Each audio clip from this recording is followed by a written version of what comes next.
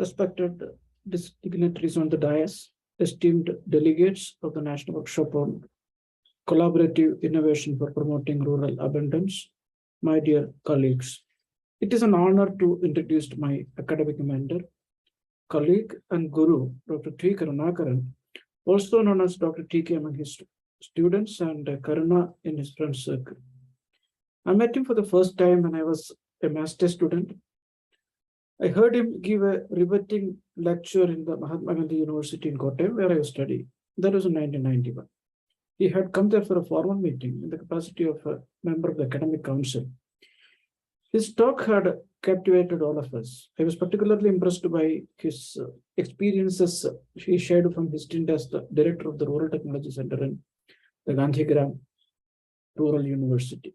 Once I completed my master's degree, I decided to meet him and discuss my future options. I traveled to Gandhigram and decided to do a pre-doctoral program in the university under his under one of the programs he's teaching. I joined an MPhil program in Future Studies, where he was also a faculty. This was also a period where the literature on sustainable development was being churned up in very large quantities. One of the UN bodies had donated a sustainable development library in Gandhigram. There are about 100 books in that collection.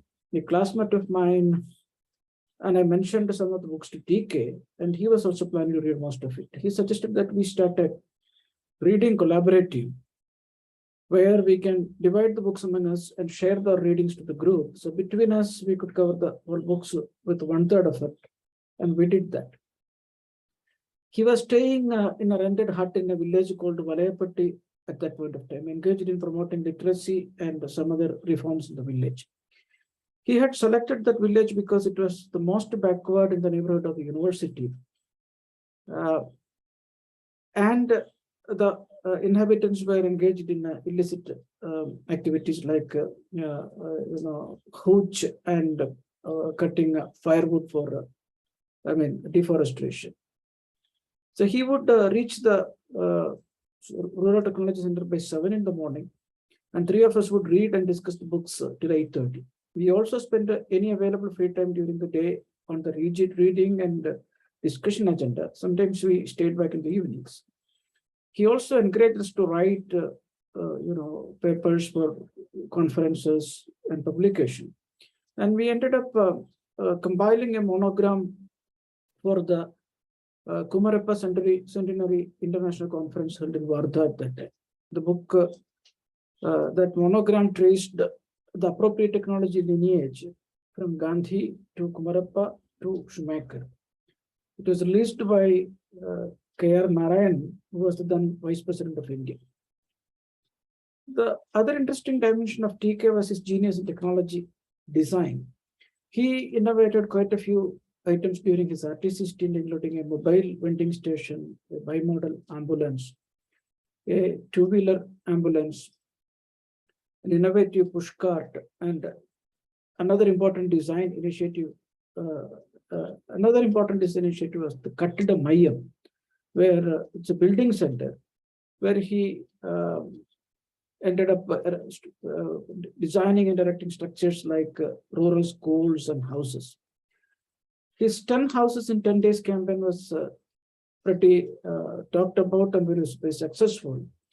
He made it, these houses were made by using locally prefabbed elements, enabling quick construction.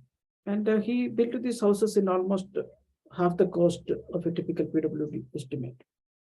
He also established 2 rural enterprises, food processing unit aimed to addressing unemployment issues in tribal youth, and a gem cutting unit to employ underemployed women. This formula was less technology intensive, and the latter used some amount of advanced technology. He understood the business organization and management and realized these are more important than merely introducing a technology component, however appropriate it was. He also was active in spreading technocracy or technical literacy to the masses at that time.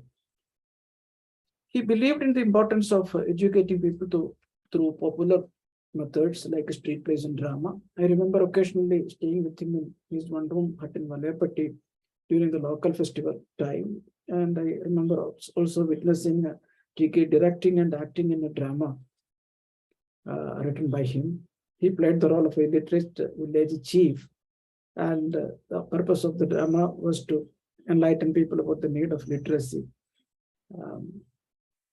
He was a good communicator, be it in a elite academic environment or among a barely literate audience.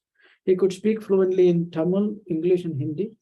He learned Malayalam, Sinhalese, and Marathi, and Sanskrit on his own. He could also read scripts of languages like Korean, Kannada, Telugu, and the like.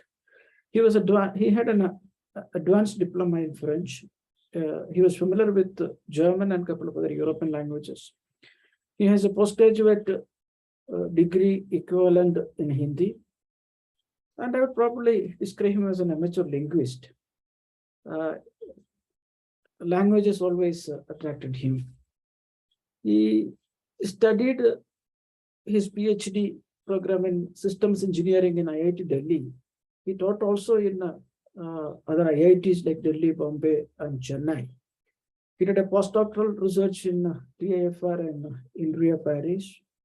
For a decade, he worked as a director of the Rural Technology Center of the Gandhigram University. He also, for a short while, was running an enterprise, rural enterprise idea of the IIT Chennai called the Riches Program as the chief economic officer. After his stint in the RTC director, he turned around almost dysfunctional Chitrakuta University and held the vice chancellorship for 2 terms. He came back to Gandhigram again as its vice chancellor. Then he moved on to Mahatma Gandhi Institute of Rural Industrialization as its founding director. This was under the Ministry of MSME. He had made commendable contributions to mass literacy programs and mass awareness programs in Panchayati Raj education. He was part of the drafting committee of the Panchayati Raj Act in Maharashtra along with Anna Hazare. One of the major achievements during his tenure in MGIRI was the innovation, testing, and certification of solar chakra, which reduced the drudgery of spinning, made the yarn almost that of the mill quality. One of the major, dream of Gandhiji during when he was trying to improve the chakra. He was also instrumental in convincing the Khadi board to come up with a new segment called Solar Khadi. The project was piloted in about 300 places at that point of time, I remember. He also received a number of national and international accolades, recognitions for his work. He was part of many national and state level task forces, including the last one being the Gandhi 150 National Committee chaired by the PM. He was also president of the Association of AIU, Association of Indian Universities, and as well as he held the presidentship of the Indian Society of Social Sciences for a year. He inspired a large number of youth during the Jagriti Yatra, I think 2 years consecutively, where he was selected and invited as a role model for the youth in rural development. He has written a number of books in English, Tamil, and Hindi, and I also have the privilege of co-authoring a few books with him and collaborating on many of his projects. He had produced a couple of television documentaries during his industrious career. TK believed societal entrepreneurship would play a great role in the upliftment of society, particularly in the rural areas. In that context, he introduced the Samaji Shilpi programs, both in Gandhigram and Chitrakuta universities. Another major achievement in MP in mass education, probably at a high level, was the Chief Minister's Leadership Development Program, catered to about 15,000 undergraduate students in their BSc Leadership Development, BSW Leadership Development Program, where these graduates were expected to enable the rural development. TK supervised the management of this curriculum development and has written a few of the textbooks for this program. He was tireless and fearless in pursuit of his goals. Spent time in Naxal-affected districts of Gadchiroli and Bastar, trying to understand their problems and solving it. I was also part of a mission along with him when he attempted to bring the higher education benefits in the LTTE regions during the Sri Lankan War. The mission had to be aborted when the war intensified and we were caught in Vavuniya for a couple of days during the intense shelling.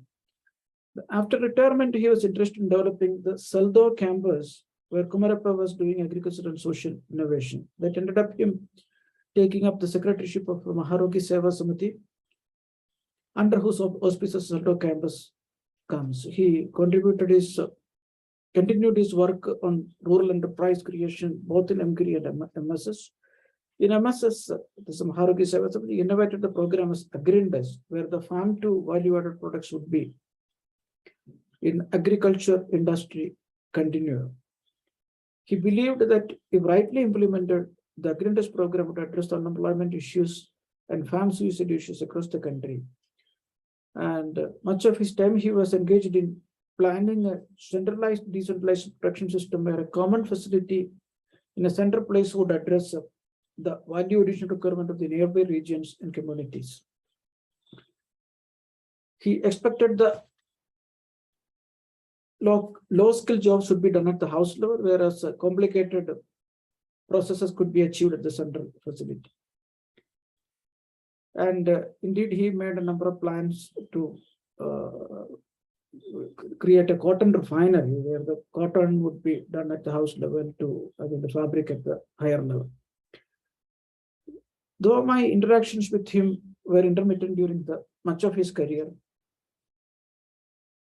I got to work with him more on the regular basis after his retirement, also while he was in Wardha, more in the Agrindes phase. He traveled much of the hinterland in Vidarbha looking for Agrindes student recruitments and often stayed in villages en route for days.